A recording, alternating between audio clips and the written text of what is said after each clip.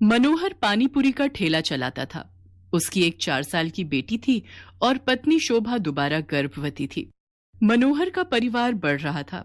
इसी चिंता में वो ज्यादा मेहनत करता था। सुबह जल्दी उठकर पानी पूरी बनाने की सारी तैयारी करके मनोहर जल्दी ही काम पर निकल जाता था और शाम तक ठेले पर पानी पूरी बेचता था। मनोहर की पानी पूरी लोगों को बहुत पसंद थी, इसलिए ग्राहक भी आ ही जाते थे। मनोहर, पानी पूरी खिला भाई। आटे की या सूजी की भैया जी? दोनों तरह की खिला दे। है भाई, तेरी पानी पूरी खाने में इतनी स्वादिष्ट होती है कि मजा आ जाता है भाई। हाँ मनोहर भैया, 40 रुपए की पानी पूरी पैक कर देना, पानी थोड़ा ज्यादा कर देना। अभी कर देता हूँ। आने जाने वाले लोगों की नजर मनोहर के ठेले पर पड़ी जाती थी और पानी पूरी तो एक ऐसी चीज है जिसे देखकर मुंह में पानी आ ही जाता है। इसलिए लोग उसके ठेले पर रुककर पानी पूरी खाते और आगे बढ़ते। पर कुछ दिनों से मनोहर के ठेले पर भीड़ आनी कम हो गई थी, क्योंकि मानसून आ गया था और रोजाना ही तेज बारिश आ जाती थी।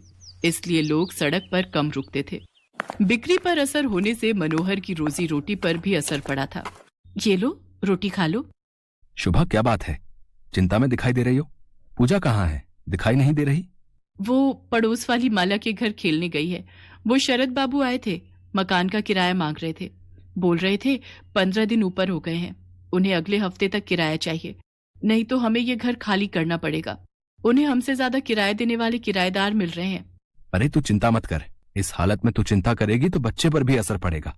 मैं शरद जी को कल बोल दूंगा, वो मुझे कुछ दिन की मोहलत और दे देंगे। मनोहर शोभा को तसल्ली दे देता है, पर वो खुद ही बहुत परेशान था, क्योंकि उसी शाम जब वो काम से लौट रहा था तो लोगों में बारिश और तूफान को लेकर चर्चा बनी हुई थी। अरे मनोहर, तुमने सुना क्या? मौसम विभाग का कहना है कि अगले 4 दिनों तक भीषण तूफान और बारिश के संकेत हैं भैया। सड़कों पर पानी भरा रहेगा, इसलिए हम सब ने तो सोचा है कि कुछ दिन घर से ही ना निकले। तुम ठीक कह रहे हो भैया, 2-4 दिन अब घर पर ही आएंगे। वैसे भी मेरी अच्छी खासी बिक्री हो जाती है, पर डर भी तो है बारिश में अगर बाढ़ आ गई तो, सड़कों पे पानी भर गया तो, है घर नहीं लौट पाए तो। मैं तो सोचकर ही घबरा रहा हूँ भैया। चलो भाई चलो, समय से घर चलते हैं भैया। मनोहर उस शाम को हुई इस बात के बारे में सोच सोच कर करवट बदल रहा था। उसे समझ नहीं आ रहा था कि वो अगले दिन जाए या नहीं, पर उसे मकान का किराया भी चुकाना था। इसलिए वो मकान मालिक शरद से बात करने जाता है। शरद जी, मैं अगले महीने तक आपको किराया दे दूंगा। अभी बारिशों का सीजन है तो काम बिल्कुल भी नहीं है। देख मनोहर, मैंने घर किराए पर देने से पहले ही ये शर्त रखी थी कि मुझे किराया समय पर चाहिए, पर तू हर बार ही किराया लेट कर देता है। अब मैं और देर नहीं कर सकता। तू अगले 2 दिन तक मेरा किराया दे दे, वरना घर खाली कर दे। मेरे पास इतना टाइम नहीं है कि तेरे से बात करूं, मुझे काम से जाना है। मनोहर चिंता में घुला घर लौट आता है। उसके पास कोई और चारा नहीं था, इसलिए वो अगले दिन फिर से पानी पूरी का ठेला लेकर काम पर जाने लगता है। पड़ोस की सुनीता भाभी कह रही थी कि अगले 2 दिनों तक बहुत बारिश होने वाली है, आप 2-3 दिन काम पर ना जाओ तो अच्छा है। शोभा, मैंने शरद जी से बात की थी, वो नहीं मान रहे हैं। उन्हें अगले 2 दिन में किराया चाहिए, इसलिए मुझे पानी पूरी का ठेला लगाने जाना ही होगा। मनोहर घर से निकल पड़ता है। वो ठेला लेकर जब अपनी जगह पर पहुंचा तो उसने देखा आज बहुत कम ठेले वाले खड़े थे। उसे पता था कि सबने पहले ही मना कर दिया था, इसलिए सब 2-3 दिन घर पर ही रहेंगे। मनोहर अभी अपना ठेला तैयार कर ही रहा था कि अचानक तेज बारिश शुरू हो गई और बारिश लगातार तेज होती जा रही थी। मनोहर का पूरा ठेला बारिश के पानी से भीग चुका था। उसका बहुत नुकसान हो गया था। हे भगवान, कितना नुकसान हो गया। सोचा था आज थोड़ी कमाई हो जाएगी तो किराए के थोड़े पैसे देकर शरद जी को संभाल लूंगा, पर अब क्या करूं? आज तो एक पाई की भी कमाई नहीं हुई। अब तो वापस घर जाने के सिवा कोई रास्ता नहीं। घर ही चला जाता हूँ। बारिश का पानी सड़कों पर भर रहा है, अगर कुछ देर और रुका तो यहीं फंस जाऊंगा। मनोहर अपने ठेले को अभी लेकर जा ही रहा था कि अचानक से एक गाड़ी तेजी से आती है और सड़क पर फिसलती हुई एक पेड़ से टकरा जाती है। अचानक हुए ऐसे हादसे से मनोहर दंग रह जाता है। वो देखता है कि गाड़ी एक महिला चला रही थी और बराबर में उसके एक छोटी बच्ची बैठी हुई थी। महिला की ज्यादा चोट आई थी और वो बेहोश हो गई थी। बच्ची को खरोंचे आई थी और वो दर्द से रो रही थी। मनोहर उनके पास जाता है और रोती हुई बच्ची को गोद में उठा लेता है। लोग उसका साथ देने से मना कर देते हैं। हे भगवान, न जाने ये कौन है। चुप हो जा बिटिया, इसके तो हाथ पर चोट आई है। अगर इन्हें कुछ ही देर में अस्पताल नहीं ले गया तो अनर्थ हो जाएगा। ए भैया, जरा ऑटो रोको। ए भैया, आओ भैया, जरा गाड़ी रोको। कोई रोक ही नहीं रहा, कोई भी मदद करने को तैयार नहीं हो रहा है। मैं इन दोनों को इस हालत में यहाँ मरने के लिए नहीं छोड़ सकता। मेरी आत्मा इसके लिए कभी हाँ नहीं कहेगी।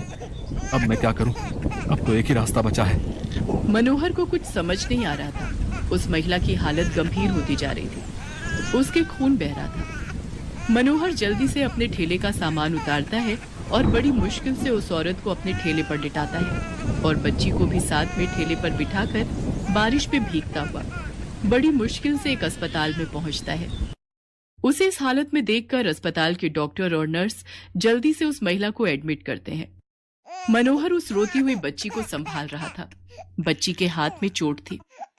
मनोहर ने अपने मोबाइल से अपनी पत्नी शोभा को भी फोन कर दिया था ताकि वो परेशान ना हो।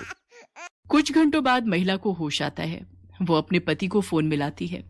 कुछ देर बाद उसका पति हॉस्पिटल पहुंचता है और अपनी पत्नी और बच्चे की हालत देखकर घबरा जाता है। डॉक्टर, सुषमा कैसी है? ये सब क्या हो गया? सुषमा, मुझे तो लगा था तुम अपनी मम्मी के घर पहुंच चुकी होगी। रोहित, मैं घर से निकली थी तो बारिश नहीं थी। मैंने सोचा आराम से पहुंच जाऊंगी, पर अचानक पता नहीं क्या हुआ, मैं गाड़ी संभाल नहीं पाई। कीचड़ में वो फिसलती चली गई और उसके बाद तो मुझे होश ही नहीं था। रोहित, ये भैया बहुत अच्छे हैं। आज इन्होंने ही मेरी और स्वाति की जान बचाई है। आपकी वाइफ ठीक कह रही हैं। आज की दुनिया में ऐसी मदद कोई नहीं करता। हमने अपनी आंखों से देखा था। ये भैया बारिश में अपने ठेले पर आपकी पत्नी और बच्ची को हॉस्पिटल लेकर आए थे। मैं आपका एहसान किस तरह से चुकाऊंगा? आपने जो मेरे लिए किया है, उस एहसान के बदले में आपके लिए कुछ भी कर सकूं तो मेरे लिए बहुत बड़ी बात होगी। बाबूजी, ये तो मेरा धर्म है। अगर मुसीबत में पड़े लोगों की जिसने सहायता नहीं की तो वो इंसान ही क्या। रोहित को पता चलता है कि मनोहर पानीपुरी का ठेला चलाता है। वो देखता है कि मनोहर बहुत गरीब और मजबूर है, जो अकेले ही बड़ी मुश्किल से अपना परिवार चला रहा है। मनोहर भैया, अब आपको चिंता करने की कोई जरूरत नहीं है। आपका मकान का किराया भी भर जाएगा और आपके परिवार की परेशानियां भी दूर हो जाएंगी। आपकी अपनी पानीपुरी और चाट की दुकान होगी, जिसको खुलवाना मेरी जिम्मेदारी है। रोहित की बातें सुनकर मनोहर के चेहरे पर खुशी झलक आती है। कुछ ही दिनों में रोहित मनोहर को पानीपुरी और चाट की एक बड़ी और अच्छी दुकान खुलवा देता है। मनोहर को उसकी अच्छाई का फल मिल जाता है और उसकी सारी परेशानियां दूर हो जाती